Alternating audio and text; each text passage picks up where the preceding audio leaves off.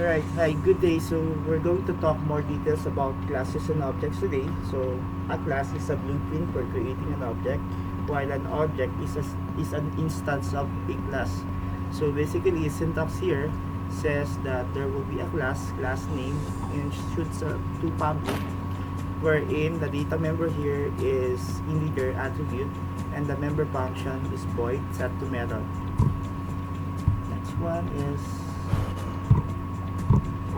there are some YouTube tutorials that we can learn more details about these classes and objects. However, let's get dive deep in here with the syntax that we have. So, okay, basically we have here the syntax that was provided earlier, and here's the example.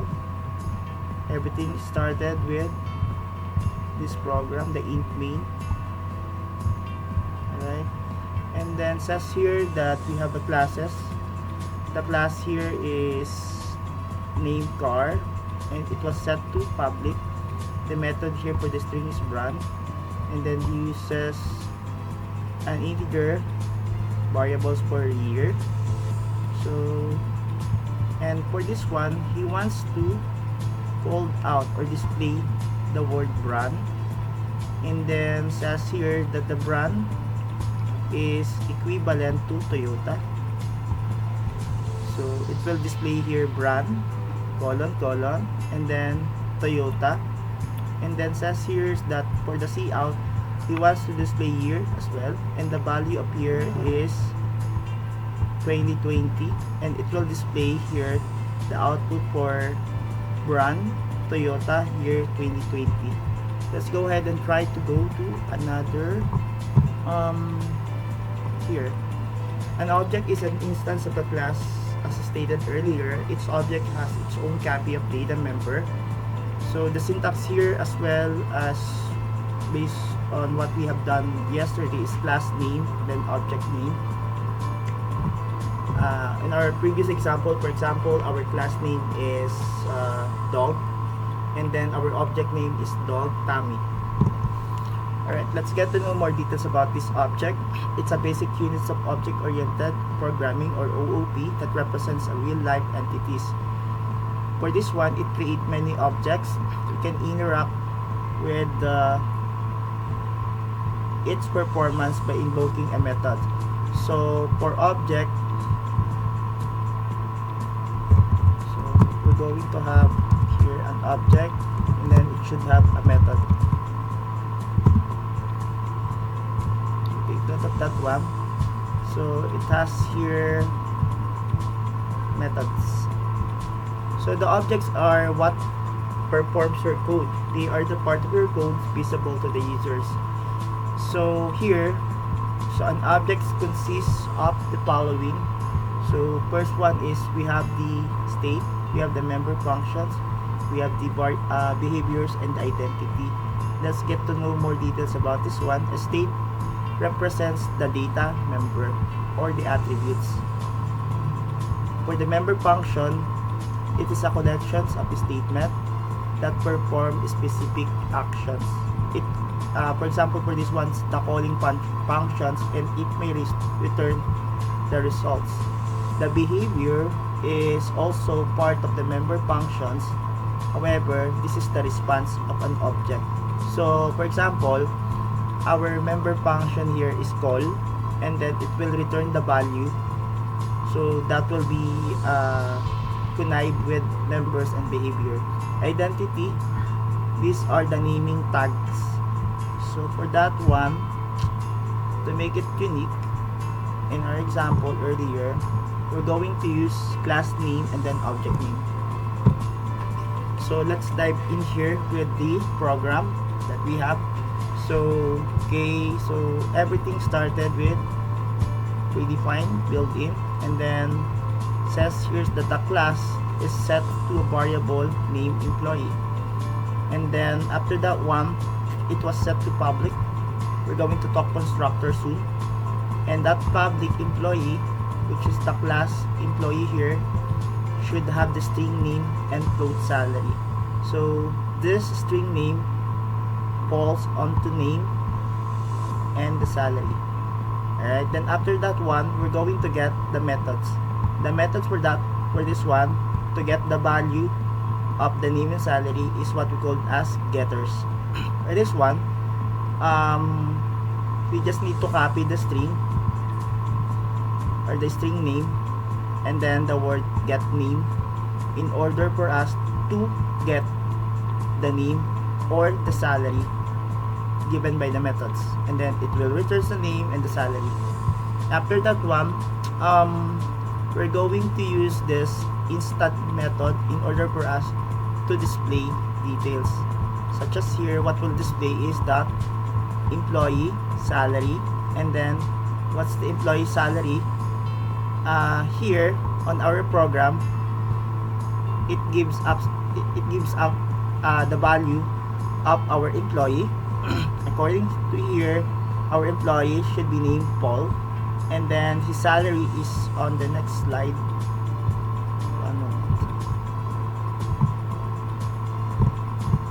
Alright, his salary here is should be displayed as 1,000 as well. So what will happen here if we're going to run this one, it will display here, hold on, employee, then Paul, then we have N line, then salary is 1000.0 F. So in that program, what will transpire or display as an output is this one. Alright, next one is we're going to move on to another program. So for this part, we're going to difference or get to know the differences between the classes and an object. It says here that for the class, it is a blueprint or the illustration of creating an object. However, for an object instance or a case that comes from a class, and it has a value or an attribute. So a class here says that memory is allocated. However, the object says here that memory is allocated when there is an object created.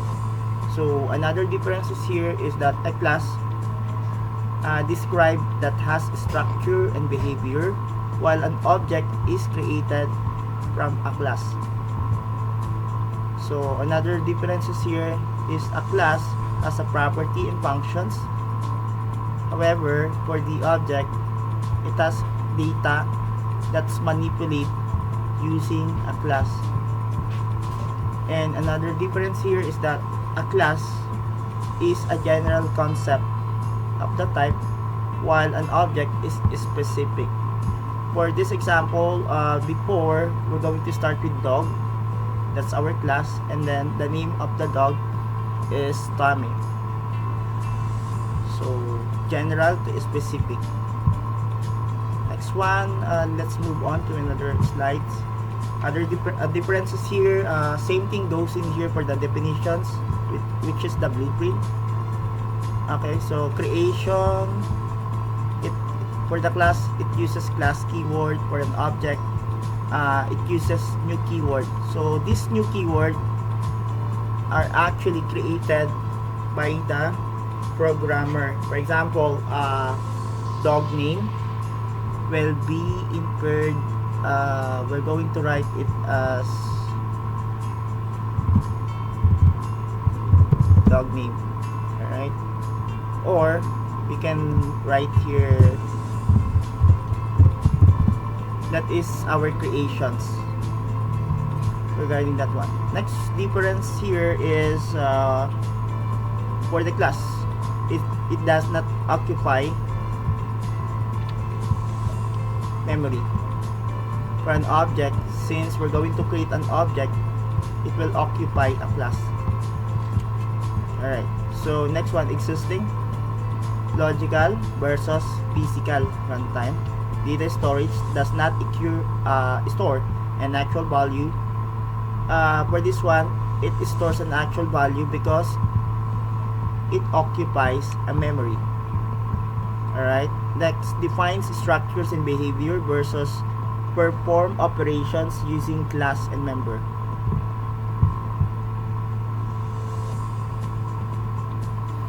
Alright, so in our example, the start of yesterday, before, we're going to use dog as the class and object as dummy. As you can see here, the properties or the methods calls out the properties, and these properties are the attributes of our class or our object. So in order for us to demonstrate this one, so basically here, so we have here the dog name and then get name,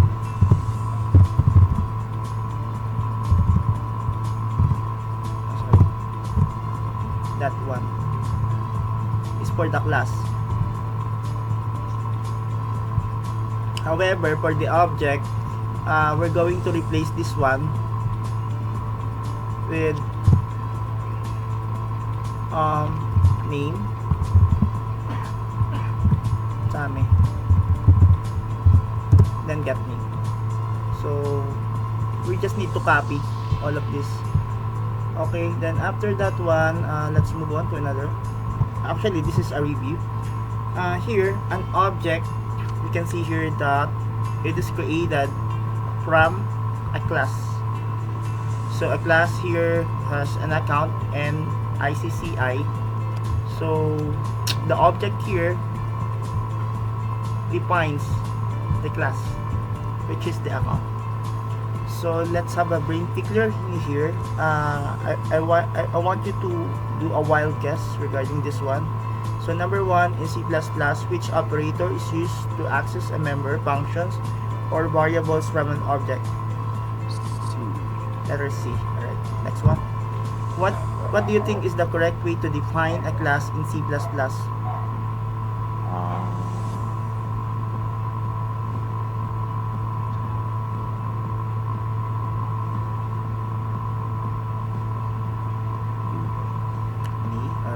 Next one.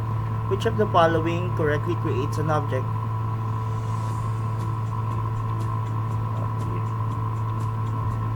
A.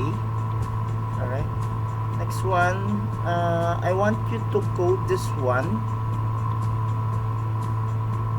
so that we will know exactly what will be DC out here.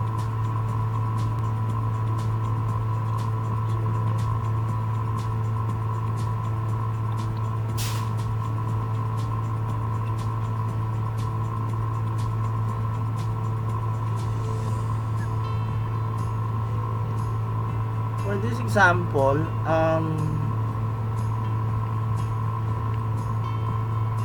the object is set to 5 and then get x.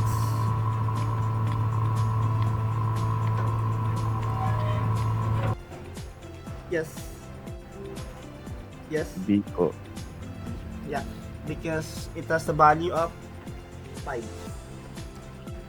Alright, so what do you think is an output here? He wants to display obj1 and obj1 is obj2 times x is equals to 10. See out obj1 dot x.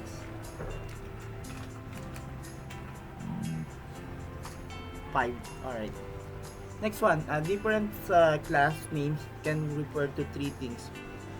So here, basically, for the first part, common convention here, we're going to choose any name that we want to type, that such as dog name, and then just like in this example, we have here the Pascal class.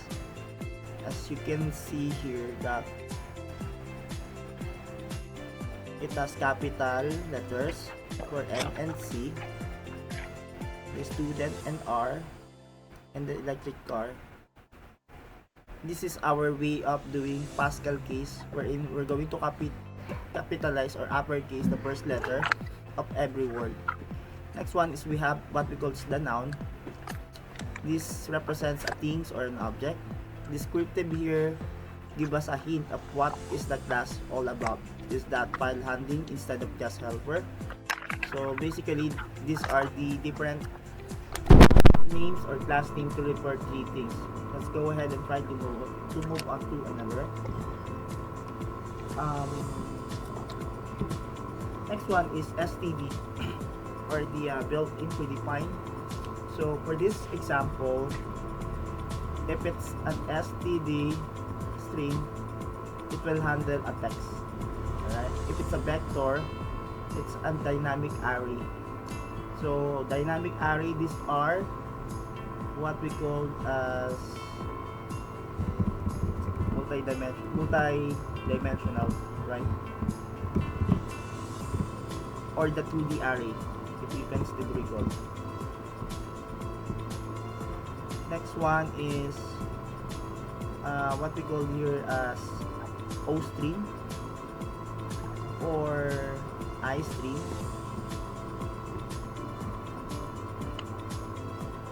An O string is for output. An I string is for input. We can also associate here, if we're going to put a string or std I string, we're going to use scene or cout. Same thing goes with O string, but technically majority of our codes here are using std I string because we want to make sure that we were getting the input and output. So an input again is scene or cin, and then an output is cout. Same thing with O string, that's an output stream, and I string input stream. Next one here is what we call the std map versus std set. This is for storing data in specialized structure. Next one, we're going to call the class name by calling it with specialized classes. So for this example, a class which is encapsulated inside another class is what we call as nested class. If it's a local class, it defines inside the function. If it's an abstract class, cannot be stored or instantiated on its own and usually contains at least one pure virtual function. If it's a template class, we have here an illustration or the blueprint of the class that can work with any data type. If it's anonymous, it has no name. For this one, we're going to use this for hiding structure. We're going to know this soon.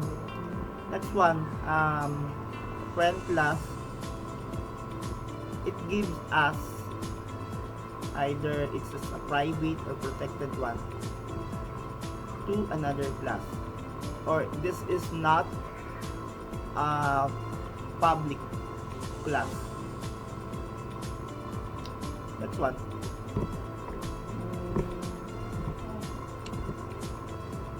In C++, the keyword structure or struct also creates a class.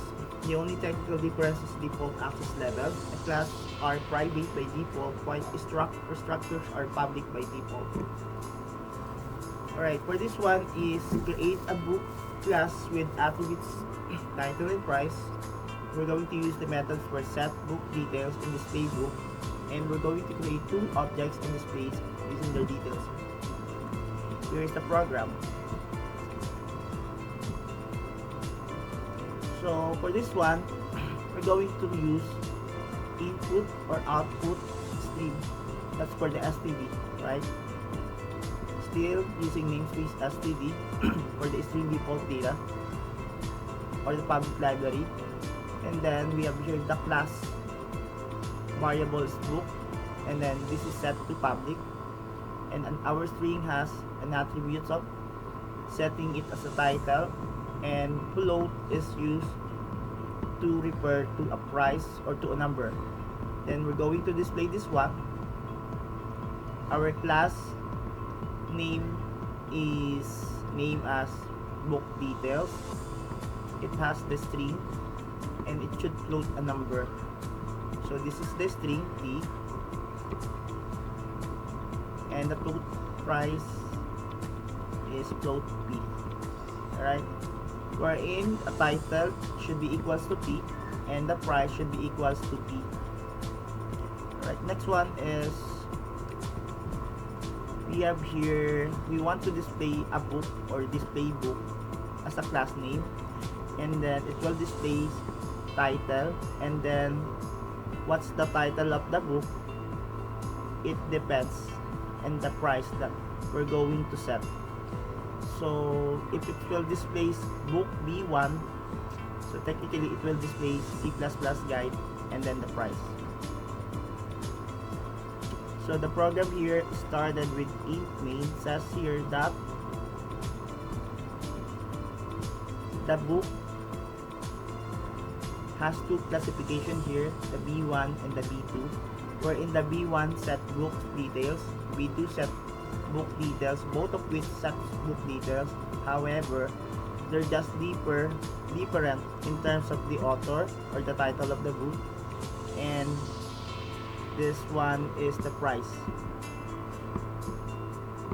So we have book 1, book 2, and they're going to display their details right with that one. So if we're going to output regarding that one, it will displays the first one is C++ guide price. Hold on. It will display here this one first, C++ guide, and then the price, and then 350. Same thing with the algorithm. For the algorithm, so the book 2 will display the algorithm, the price, and then this one, the 450. Next one is, we'll move on. True or false, what do you think? Is a class an instance of an object? Is that true or false?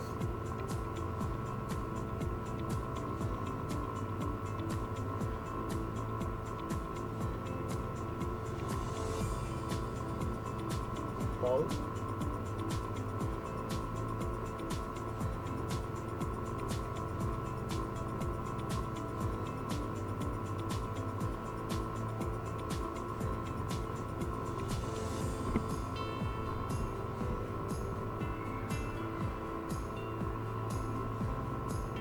I have this word. I'm sorry. Narinig ko. Alright. So, can you tell me if this class, true or false? Number 1, a class is an instance of an object. Is that true or false? True po. True. Number 2, constructors are automatically called when an object is created. True. And then number 3 is the private members can be accessed outside the class directly. False. True, true, false. So that's the answer. True, true, false. So the first one, constructors are automatically called when an object is created. The third one, so instead of a private member, should be a public member. So that's why it's false. A class is not an instance of an object. Anyways, let's move on. Encapsulations in C++ here is our topic for today. We're going to wrap it up until we're going to finish it for the entirety of an hour. So encapsulations here in C++ is our first concept for the OOP. By the end of this lessons, we're going to define what is encapsulations, define or explain its importance, use an access specifier. We're going to talk this one. So we have here three types of accessing a file or a program. We have the private, something that a content providers or the programmers can only see what will be the users will be able to submit. A public, just like a website, everything that we can see are public, everything that we cannot see are private. So protected, it has encryptions, it has password protections, QR code linked to this one. So in order for private informations not to be divulged publicly. So we're going to apply encapsulations in C++.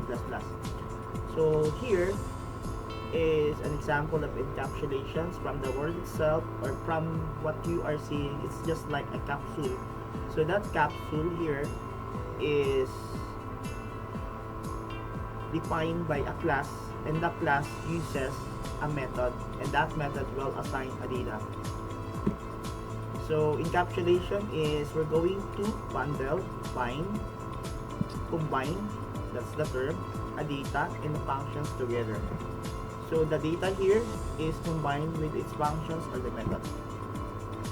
It restricts a direct access to some components, often called as data hiding.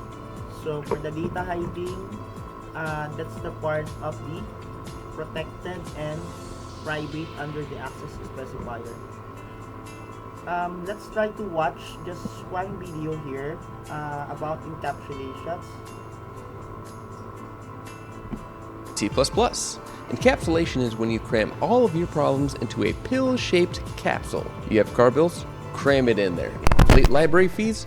Cram it. Whiny stepdaughter? Cram her in the capsule too. Mother-in-law? Cram her.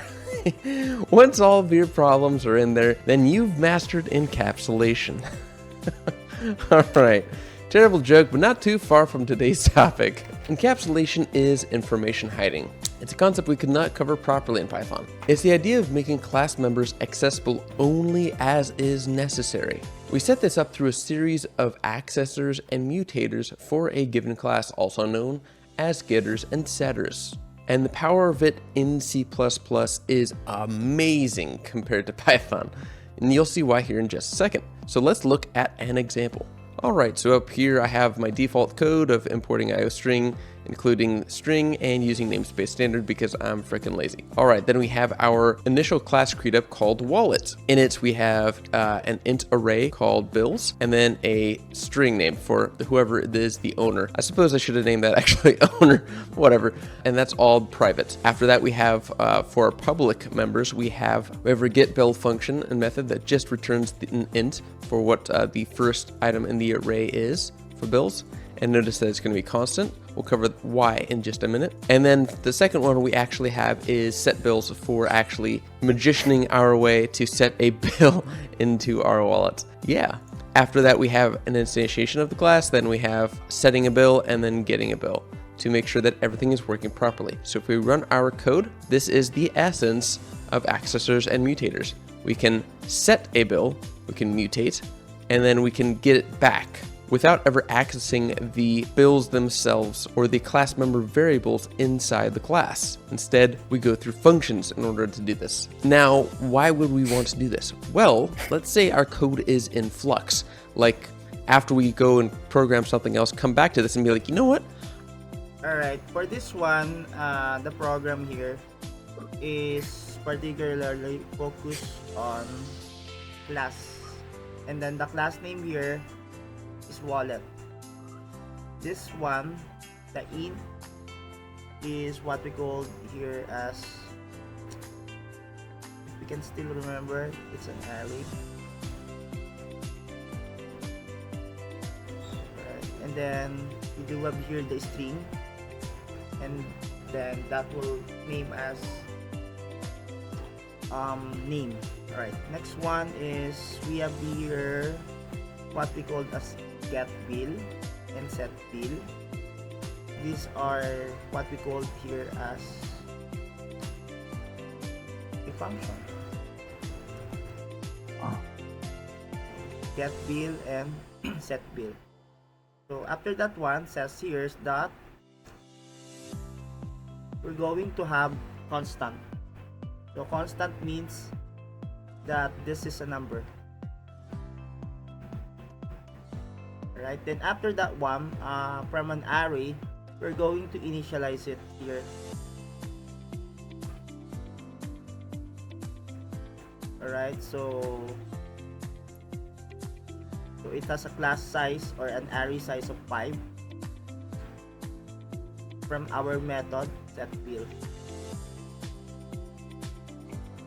Then it will display here this word for the get bill. The value of the get bill is set into 5. Let's go ahead and try to continue with this one.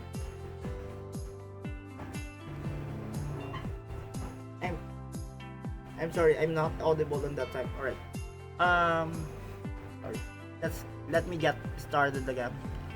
So for this one, this is what we call here as a class. The name of the class is wallet. We have here the string. That's name. And then for this one, int bill is an array.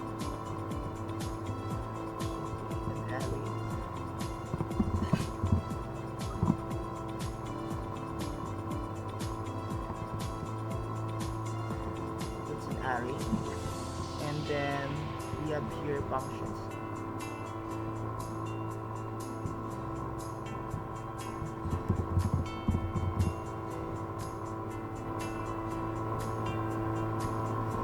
This get bill is function and set bill is functions. Next one, in our program we are able to convert these variables, alright, with its method. The method here I combine the get and then the set bill. And then what we want here is to display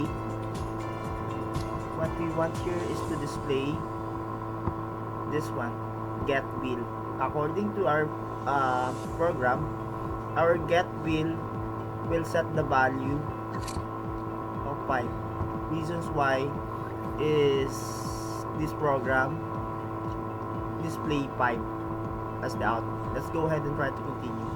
I actually made this an array right here, this bills, and it really didn't need to be an array. In fact, we could actually just remove that array and not actually have to change any of our implementation code down here where we're actually creating an instance of that class and setting functions and getting values. This is the power of accessors and mutators. So we can actually change this from array to just array and variable, and then we'll just go ahead and delete the array brackets here and here, save it and run it, and nothing changes outside of that code.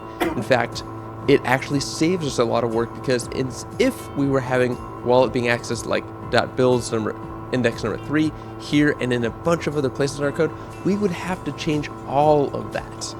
But instead, we can change all of those data structures within the class without having to affect any external code.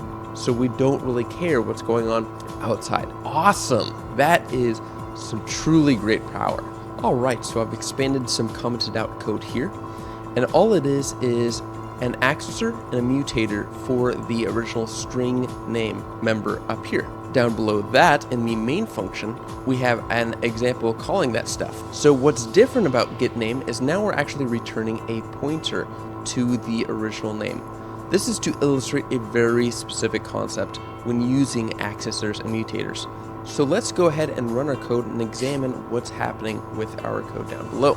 So first we have 5, which is being output from getBill up above, but then we have fat being output, where we have our wallet setting the name to fat because we have a fat wallet. It is huge. We have so much money.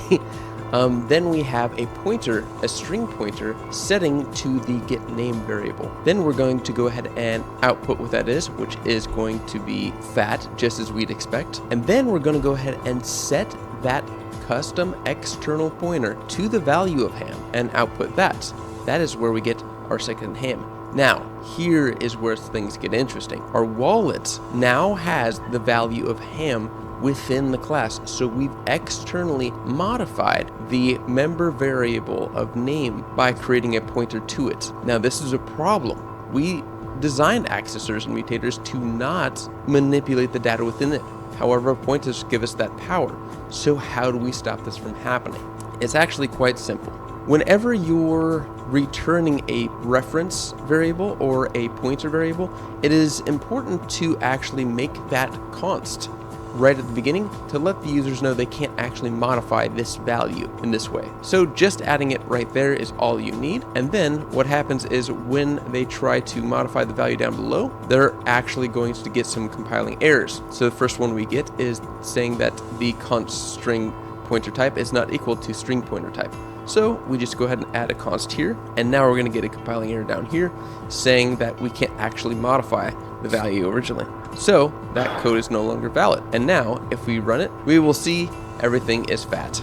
Awesome. And that is it. You can't modify that string variable anymore because it is now constant, and that prevents changing the member variables externally from points or being returned or whatnot. And up above, I included the const just to again, this is a way to communicate to other programmers that you are not changing any class members. And so we could add that right here down below, and it won't do any harm, and that'll help out our code. So we've said a lot about the power of setters and getters. You don't necessarily have to have one for every single class member variable. In fact, you could just have one or the other if you so choose. So here I have a class called employee. The employee has an ID and it has an int for pay. All right, and the ID is being passed in only when it's being constructed. After that, you can only ever get the ID, as we see right here with the get ID. Down below that, we have set pay, because we could set the pay at any point, but maybe we don't have access to get the actual person's pay at any given time. So say we're the boss, we don't care to look up the documentation, whatever, and we're just like, your pay is now going to be 5. I don't know what it was before, but it's 5. So yeah, alrighty, so why is this important? Why are accessors and encapsulations and all this stuff so important? It makes your classes easier to use and simplifies your code. It also prevents misuse, as we just saw. It also makes changing the inner workings not affect or care about where it's being used or implemented. A final note is that in other languages like C#, have better ways of handling this through properties. I won't go into it too much more than that, but just know that there's easier ways in other languages, like C#. Look it up, it's super cool. And now for some C++ core guideline tips. I.30 says encapsulate rule violations. So this is more of a broader structure recommendation, and this isn't true to encapsulate in the accessors and mutator sense. It's saying encapsulate rule violations, in other words, move messy, unsafe, or error-prone code that is sometimes necessary for... Alright, so let's try to pause on that one. Let's go ahead and try to continue with our current lecture here.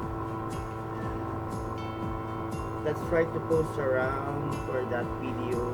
Okay, then let's go ahead and try to get back to encapsulations, binding, bundling, combining data functions together, restricting direct access to some components. As you can see there are some data that was hide in order for it to restrict its direct access. So let's move ahead in here. We're going to if we have time, we're going to watch a video later on with abstractions, possibly by tomorrow. Let's continue about encapsulations in object-oriented programming concept. This is our first concept for the object-oriented programming. It involves bundling of data, variables, methods, or the functions that operates on the data into a single unit called a class.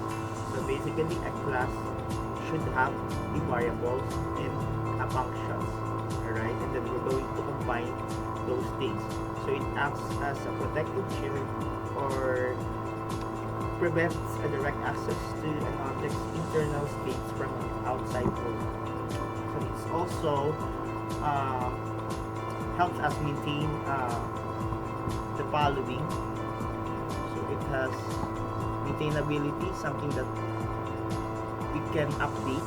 Readability, much more easier for us to recode or try to change the variables. Usability, we can copy and paste this one, as it will not need to explicitly pass the data members to the member method. We're also using this encapsulation because we want to maintain data security and integrity by allowing validations and control over the values assigned to a variable.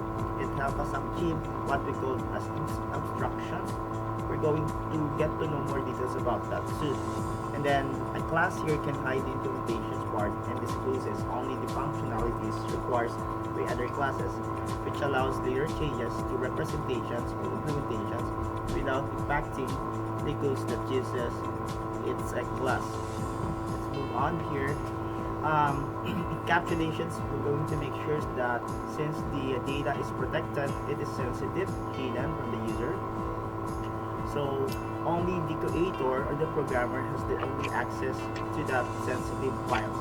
To achieve this, we must declare the class, variables or attribute as private, and then so that it will not be accessed from the outside of the class. Or for example, in the website, something that we need to input those data such as our name, demographic profiles, it should not be accessed directly, it should not be displayed after we're going to submit it by any other users. So if your data is being published publicly, and that will be viewed by other persons or entities, there is no encapsulations in that subject matter because it was distributed as public. So if you want others to read or modify the value of the private members, we can get the get and set methods, which was earlier illustrated in the videos. How we're going to implement encapsulation here, basically we have to declare the data as private so that no one can access it directly. Another thing is we're going to provide the getter and setter methods, which was illustrated earlier. So a get is allowing an access to it, and modify means that we're going to set it as a private data.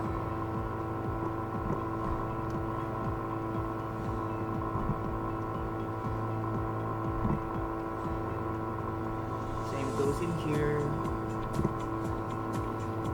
Alright, so real life example here is just like a capsule which was illustrated earlier at the start of this sessions or this hour, and then the contents are hidden inside an access. As we can recall, we have here the capsule, and that capsule is part of the class, and that class has a method which will hide its data. So that's technically an illustrations will simplify as that it's just like a pin or a capsule that no one can access. It's contained. There are some information that we can access for that one. For example, we're going to do it here.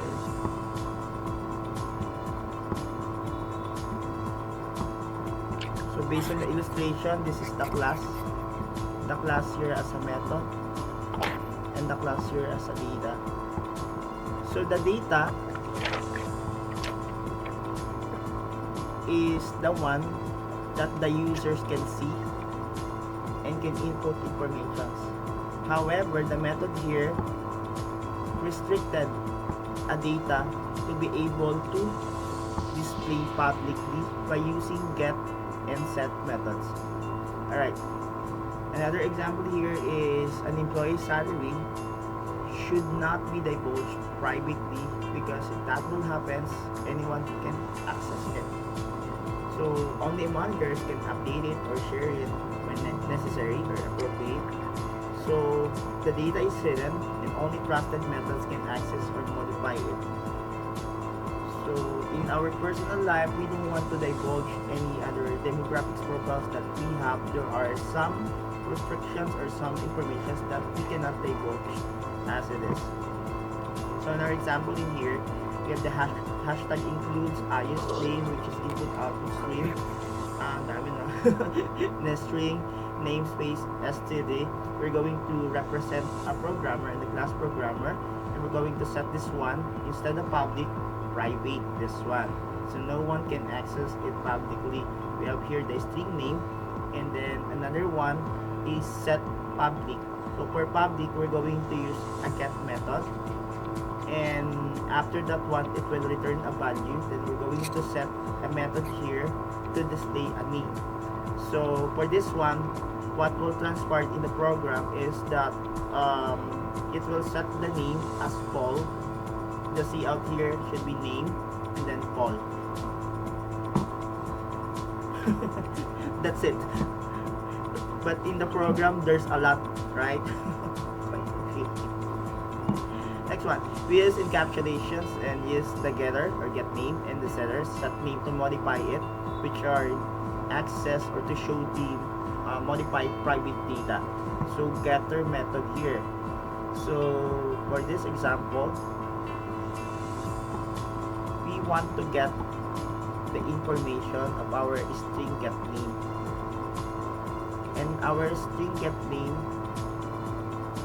is assigned here as this one, Paul. Alright, and then we want to modify it using a setter method. What will display here is the word name and then Paul. Next one. Okay, for this one, this encapsulations mechanism protects the internal state of the programmer objects and allow for better controls and flexibility in how the name attribute is accessed and modified. So best practice for encapsulations are as follows. So first one is to make the class data private to hide implementation details and reduce coupling.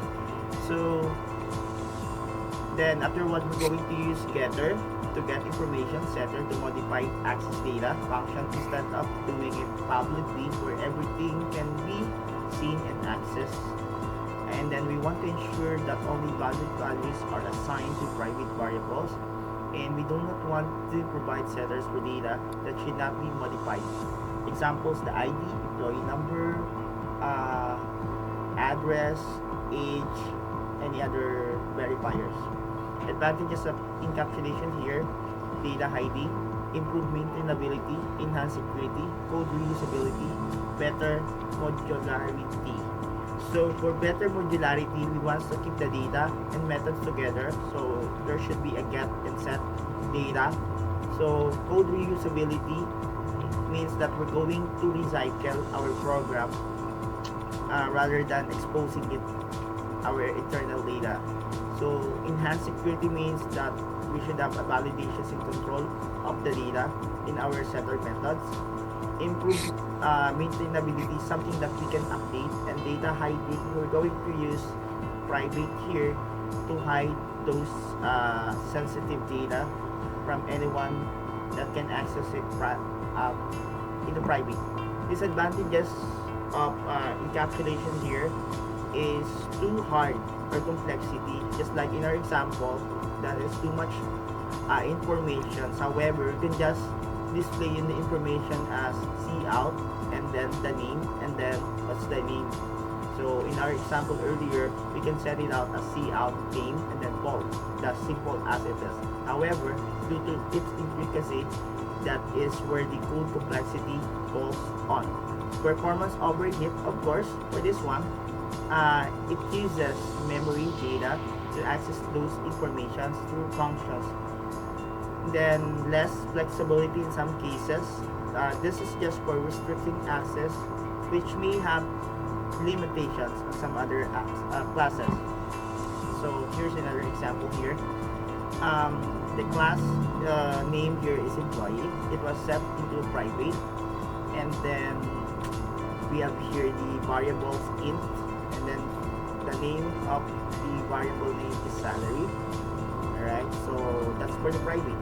Then we want to set it publicly, something that everyone can see. So says here that there is a set salary, and whatever is that salary, that's the in S, if and only. So he's using here that if the salary or S or the set salary is greater than 0, so the salary should be equals to S. So it will set the salary, and then after that one, we're going to get the salary, and then it will return the value of the salary. So whatever the salary or the users will encode into that one, it will return the salary. So encapsulations and access modifiers in C++. So we have been able to discuss about access modifier, what's encapsulations in programming. So for this one, we're going to watch tutorials regarding the access modifier. Okay, one moment.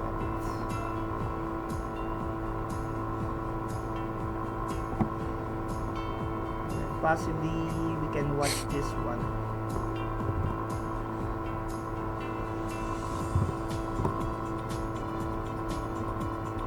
In this video, we will discuss encapsulation and access modifiers in C++ classes and object. So let's start by creating a class, and I'll I'm sorry. Wala pa. Wala pa ako marinig. Oh, wala ka pa rin. Okay. say class like this, and now I need to give it a name. Let's say I'm creating a student class like this. What about that? Did you hear?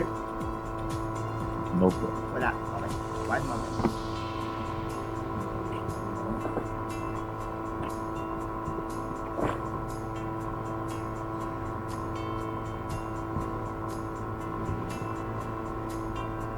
So now what I do.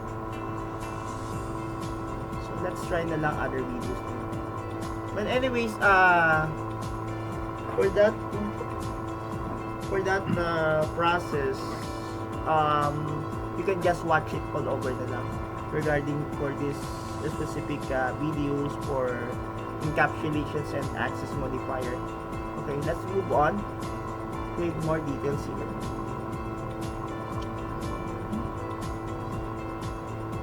Alright, so encapsulations with access modifier. The access modifier refers to three things. So first one is we have what we call here as public, private, and then protected.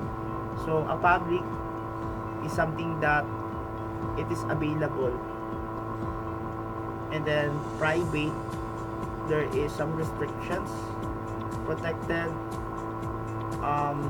there is some accessibility issues here that is secured, or it uses password encryptions.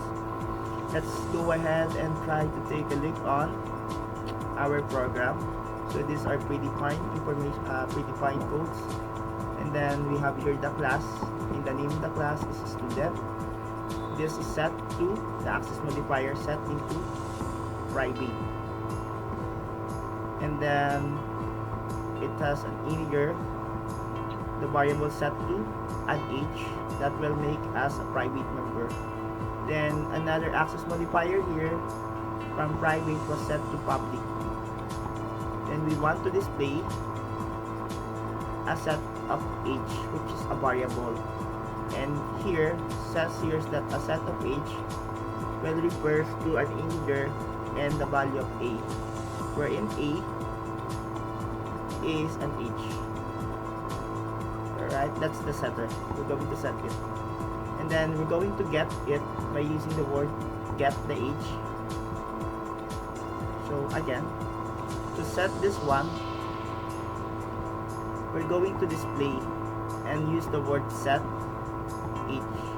Then here to get it, get age, and then in setting it, we want to assign an integer, and that integer is this age, which is equals to letter A. We want to get the results of this get age so that we can have the getter's information.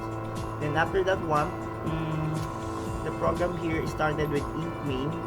So these are basically for the declarations alone.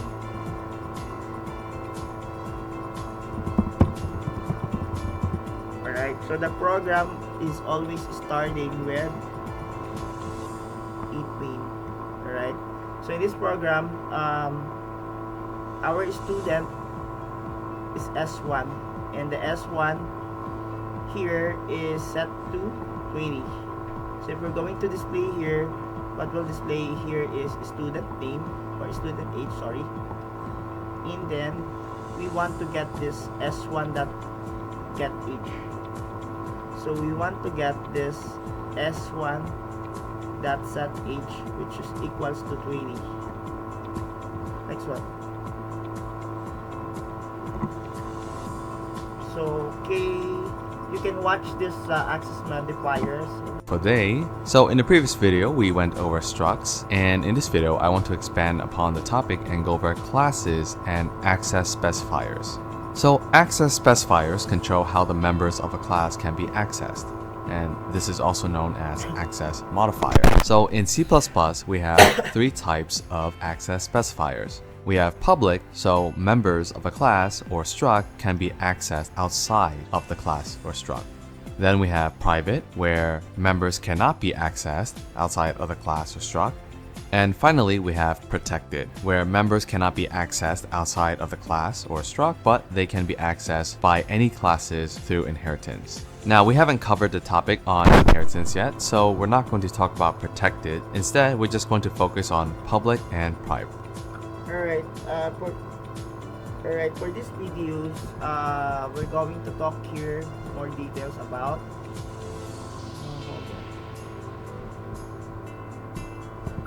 we have access modifier, and then according to him, he will going to focus on public and private. Then let's try to continue watching the video here, but basically you have an idea that's a public or something that we can access everywhere. A private is restricted, and then protected one or secure is there are some accessibility concerns that we need to address with. So let's continue with the video. Right. So in the previous video, we created a struct to represent a student, and essentially this is the code that we wrote. So if you didn't see that video, I definitely recommend you check out that video first, just so you have a better understanding of the code that we'll be working with, as well as structs and classes. But here you can see we have a student, and if I scroll up to show you the implementation, you can see we have a struct student. The student has three properties or data members or member variables, and they are name, which is a string, age, which is an int, and courses. So this represents the list of courses that the student is taking. And this is implemented using a vector of strings. For the methods, we have two of them. We have print information. This basically prints out the name, age, and the courses. And we have the add course method. The reason why we added the add course method was to avoid having the user access the vector and calling pushback on a course. And another benefit of doing that was we could make a check to see if the user was trying to add a duplicate course. And if so, we would print out an error message and not add any duplicate courses. Okay, so that's just the general idea. And in our main function, we create a student object or an instance of the student struct. We assign the value Kenny for the name and 18 for the age, and we add 4 courses. Technically, we only add 3 because this one is repeated. So French is repeated. Therefore, if we try to add the French course again, we will get the error message. So let's save and run the program. And you can see we add calculus, French, economics, and we try to add French again, but we get the error message. And then we call print information, which gives us the name, age, and the list of courses that the student is taking. So that's basically what we implemented in the previous video. Now, how does this tie to access specifiers? Well, the reason why we created the add course method was to prevent the user from doing student1 dot courses dot pushback. And while we do have the add course method implemented for the user could still write this code, and here we can add French. So let me comment this part out. So while the add course method prevents the user from adding a duplicate course, the user can bypass that and directly access the vector. And of course, the method pushback does not check for duplicates. So if I save and run the program, you can see we now get French added as a 4th course. So what we can do is provide access specifiers for the data members. Since we are using a struct, by default, all access specifiers are public. So let's scroll up to our struct. And over here, what I can do is I can take this vector and over here, pull it out, make this private like so, and then indent this. Now the indentation is optional, but I add it because it makes the code a lot more readable. So now if I save and run the program, let's see what happens. And you can see we get a bunch of errors. And the error is the same for everything. Basically, it's saying something is private within this context. And the reason is when you declare something as private like this, everything underneath this declaration becomes private. And that includes the name, age, print information, and add course. So what I can do is I can add another access specifier, public. And I'm just going to take this and indent it. So now the courses vector is private, but everything else remains public. Now, if I scroll all the way down, you can see we no longer get any errors except for this line over here. And that is because we are still trying to access the vector. And since the vector is private now, we are not allowed to call pushback on the vector. So if I hover over this, you can see it says member student courses declared at line 7 is inaccessible. So if I save and run the program, we're going to get an error. So student courses is private within this context. So that's how you can use access specifiers with structs, but earlier I mentioned that structs are public by default, and classes on the other hand are private by default. So I'm just going to scroll up, and over here I'm just going to remove the access specifiers. And let's unindent everything. So now everything is public by default because we are using a struct. Now what I can do is I can change this to class.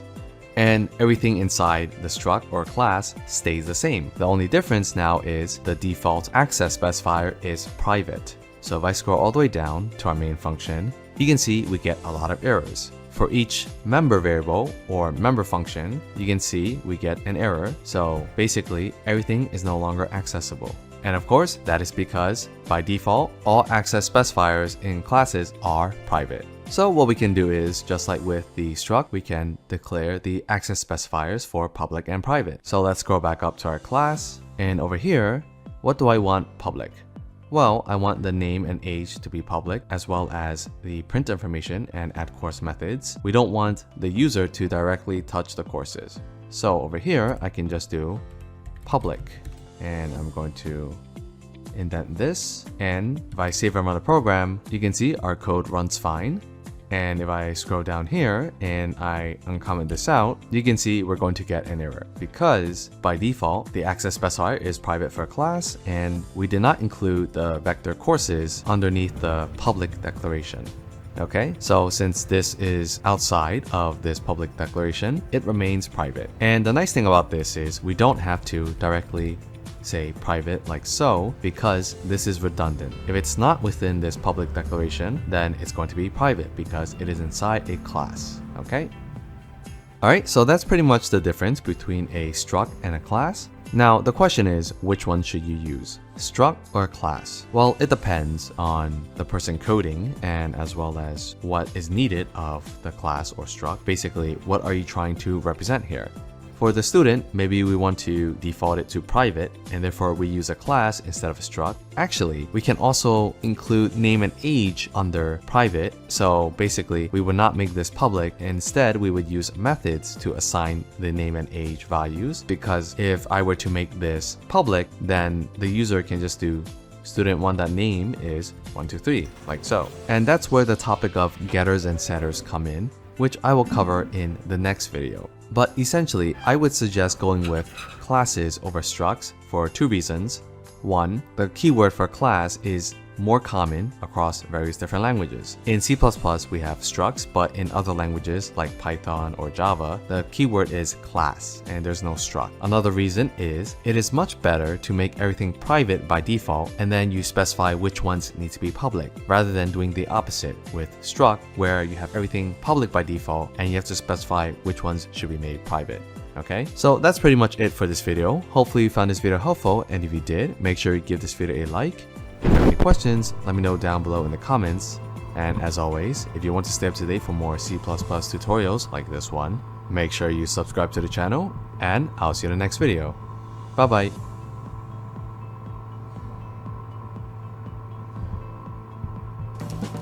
Rocks. I'm writing a paper on them. This is the last thing standing between me and break, and I need to crush it. I'm a geology major, a real rocker. I'm also in a band, and our show is tonight.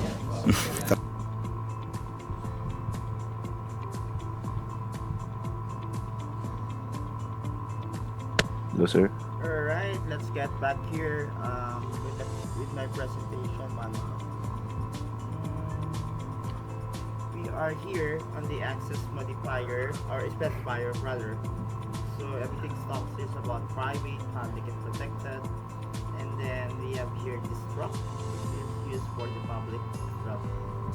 Let's get back here. C++ uses an access specifier to manage the visibility of the class member. So basically the public keys are accessible from anywhere in the program. Private can be accessed by function within the same class, or a friend function, something that is hidden.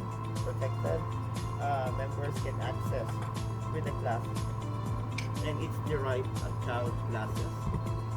So to access a private member, we have to access the private attribute by getting the get and set method, which was illustrated at the start of the program. Just like in this illustration here, wherein the class here is an employee.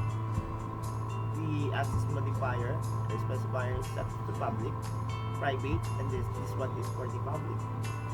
So for the private part, we want to hide the salary of the public, the private of the employee. Whatever is displayed here with the employee one will be hidden. However, we want to display the set salary, wherein the salary should be equals to S, and we want to get that information by returning a value. So here on another one, the int main, that's for the declaration. The program should start with an employee, my obj or my object, wherein that my object is equivalent to this set salary. So the set salary here should be equals to 5,000, and then it will display here the my object salary, which is 5,000. Next code is we're going to talk here. Okay, data benefits, or for the encapsulations, data hiding, protect sensitive information from unauthorized modifications. We do have here better quality or control, wherein we can make the variables read only.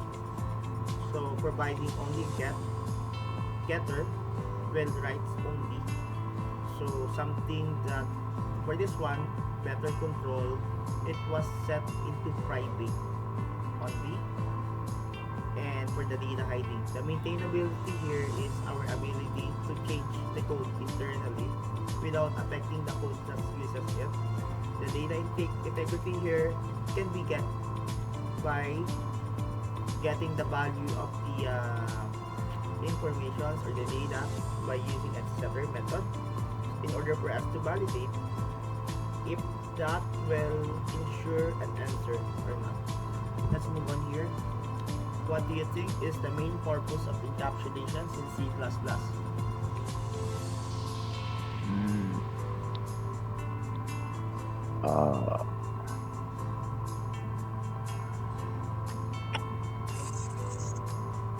So So to ensure the sensitive data is hidden from the user. Next one. What do you think, or what is encapsulation in C++? E po. Yes. Next one. Which access specifier is used for encapsulation? C po. C. Okay. We can also use as well as public, but that is for the struct. We can also use private, but yeah, protected. But we're not able to use static. There's no such thing as a static encapsulation. Which function is used to assign value to a private variable? D po. Sarah. For this one, identify the errors in the following code here. Class test private int x test compile error runtime no error garbage value. Let's move on to another. What will be the output of the following codes? Okay, let's try to analyze it. Set marking C out 12 display 85. That's the answer. Next one. Basic example in here. So for this one, the class is student, or the class name is the student. Access modifier use are private and then public. And then the private here, he wants to hide the age or the integer age of that student. Alright, something that we can get here is to get the age of the student, and then it will display here the scat, which is 20. So the program here is that the student S should set his age, and that will be equivalent to 20. So okay, next one is why use encapsulation? Yeah, again, protecting data from unauthorized access, improve code's maintainability, making the codes flexible and reusable.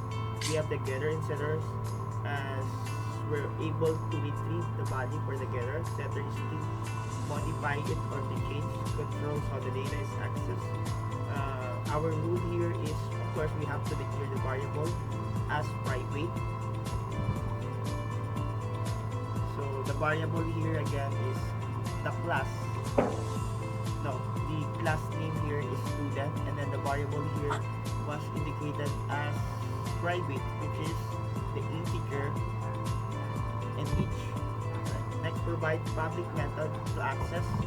So in this example, we want to set the age that has an initial value which is equivalent to A.